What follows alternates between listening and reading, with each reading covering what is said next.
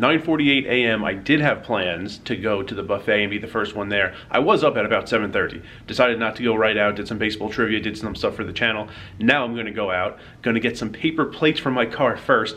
Interesting story I'll tell you about in a few minutes, why I have those paper plates. Very fun night at Bally's, led to me having them. And then I cleared off some space on the counter, which looks out at the pool. No one's out there. There's some guys working around the pool, but no guests.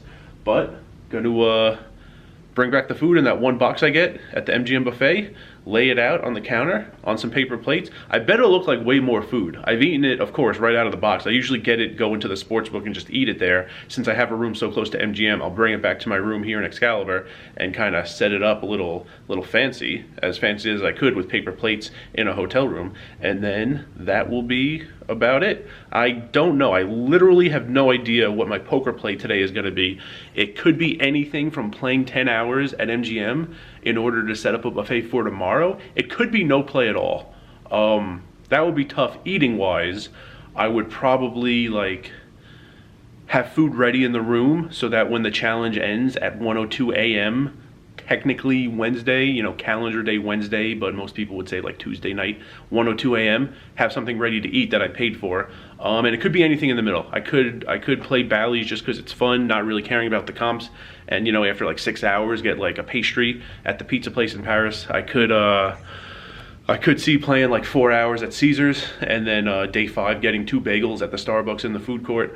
Really, I have no idea what I'm doing poker-wise, but feeling good. And yeah, it's not like I need to play like a 15-hour day in order to avoid starvation or anything like that. So might play a little, might play a lot, might play not at all, do some other things I have to get done today. But right now, buffet food, MGM, let's go. All right, don't want any copyright problems. This scene is gonna be quick. Mambo number 5 is playing and I'm like right under the speaker. But got 20 in comps, here's the receipt.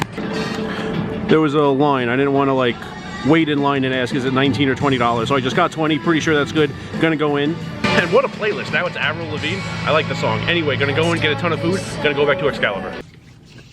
All right, back in the room, and here you go. It was tough. Maybe I'll film. I know people have been asking for like buffet videos.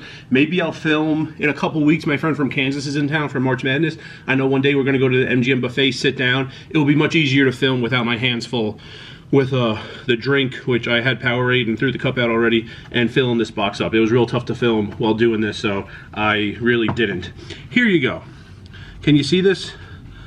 This is the strategy you need. You can't have things, people make this mistake, it's really bad. You can't have things that sprawl on the top because the bottom half of the box is only so tall, but you also have all this volume in the top half of the box. You can't have your rice and your pastas on the top because they'll spread out and they'll fall. They'll like seep through the cracks. They won't stay. You need things that can keep their shape on top, like a salami sandwich in a bagel. This doesn't spread out. Like you pour a cup of water on the table very slowly and like it's a puddle, it's slightly bigger, and eventually it just breaks and goes everywhere.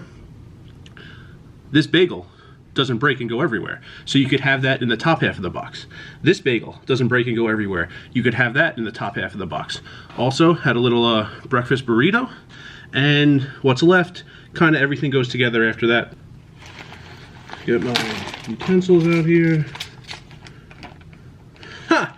That's where my spoon went. I've been looking for this actually. I thought I left it in New York. This is not a plastic spoon. This is my metal spoon and it was in this bag. I don't know why, but all right. Finally found it. I do have a backup in my trunk, but nice to find that.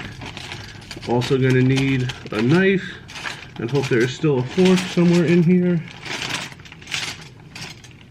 Wow, looks like I don't have any plastic forks. All right, not a huge deal because, you know, almost everything's a spoon food. But I was just going to say, except for this chicken fried steak, pretty much everything else just kind of goes together. There's a lot of rice in here. I don't know if you could tell, but this half is rice. There was a fajita area, so I got a little meat. Mostly I like that for the peppers and onions. This is a chicken and apple sausage. Put that to the side. There's another one in there.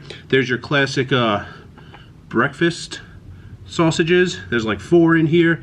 This is chicken from the salad bar. As much as I would like a salad, another thing besides the spatial relations aspect to this, you need to be aware that everything is going to mix. There's no way around it. So I don't mind if like rice mixes with like the juices from the meats or things like that. Often they have a pasta. They didn't have it today, but often there's like a what is it, shrimp and tomato pasta with a cream sauce, which I don't mind if that mixes with the rice and the other meats. I don't really like that mixing with my greens, but they didn't have that pasta today anyway, so it was moot. Have some olives. I don't even know if you could see it, but they are there. So yeah, a couple sandwiches. Got some a second chicken apple sausage. I'm actually not a huge fan of like fruit and sausages, or like cheese cooked into like bratwurst or things like that, but whatever. Got a couple burrito, chicken fried steak, and all this is just meat, vegetables, and rice that I'm going to mix together. And ooh, story on the plates. So the other day, you could look at me as long as I'm telling the story. The other day was playing Bally's. Real fun night. There was a guy at the table and his friend, and the 3 of us were also at the table the night before. He asks where he could get a slice of pizza. So people are like telling him, it was late. The only thing really open was Sbarro downstairs in the basement in the food court. People are telling him how to get there, and they're in a way that's like intimidating. They're making it sound like it's really, really far. Like you have to go through an obstacle course. Like there's gonna be like a moat with like crocodiles or something. And he's like, not wanting to go because everyone's making it seem like so ridiculous to go there for a slice of pizza. I tell him like, yeah, it's not that close. You have to walk to the escalator, go downstairs, and then walk down the hallway. I mean, you'll be there in 5 minutes. I don't know how long it's gonna take for them to like hand you a slice of pizza. You might have to wait in that regard. But like, you'll walk there, you'll be there in like 4 or 5 minutes. So he kind of like kept putting it off. I didn't know if he was gonna get it. Eventually he asked me if he gets some, if I want some. He was gonna get some for him and his friend, and he asked me if I wanted some. And like, he never really like gets up to go. He also started flirting with a girl at the next table, so I didn't know if this was ever gonna happen. So I was like pretty close to leaving, and I asked him like, either answer is fine, I'm just curious, like, is the pizza gonna happen? Because like, it's not like a 3-minute thing. Like, if you're gonna get it, like, someone needs to go there, wait, get it, walk back, and then eat it. Like, I don't know if I quite have like 30 minutes or an hour like left. I'm like pretty close to going. So I'm just curious, are you still planning on going? And eventually we said, since I knew where it was and I wasn't like intimidated by the walk, I would get it, he would treat, I would get a pie for the 3 of us, him, his friend, and me. So I come back, and of course, you know, they give you like plates.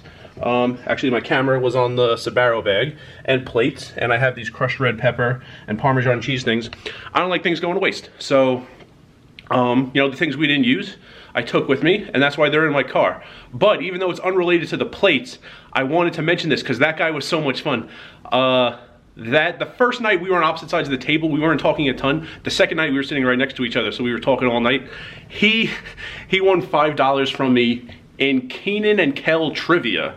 And don't think I got a question wrong. No, that's not why I lost the $5. It's because he got a very difficult question right. Or maybe not difficult if you've been watching it recently, but like I don't think either of us have watched it in like 20 years. It was, what's the name of the market where Keenan works? And he didn't pronounce it correctly. I don't know that he would have got credit if he were on Jeopardy. Jeopardy kind of makes up their own rules with pronunciation, which I don't care for. But he knew. It's Rigby's. R-I-G-B-Y apostrophe S. Keenan's boss, the owner, is Christopher Rigby. It's Rigby's. He said Rixby's with like an X in the middle, but I'm not going by Jeopardy rules. He clearly knew, way close enough.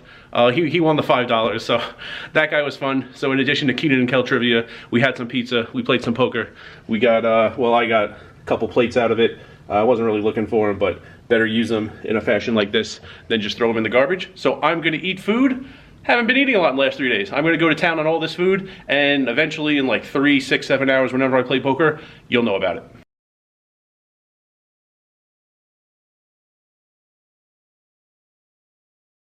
And remember, rice is a spoon food.